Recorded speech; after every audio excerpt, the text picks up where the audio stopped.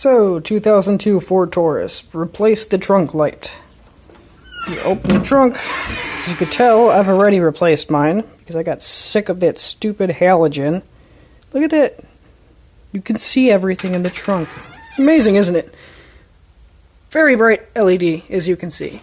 To do that, at one point, somewhere around here, there was something that held this thing firmly to the car. Whatever it is, I removed it.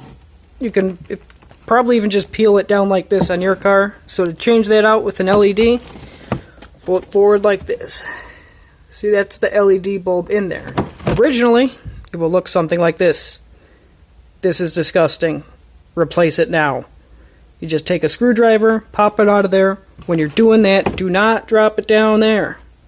You want to put your hand there, maybe pop one end out with the screwdriver, pull it out, take the LED, put it to the back, push it in, pop this back up like that. Done. You can see everything.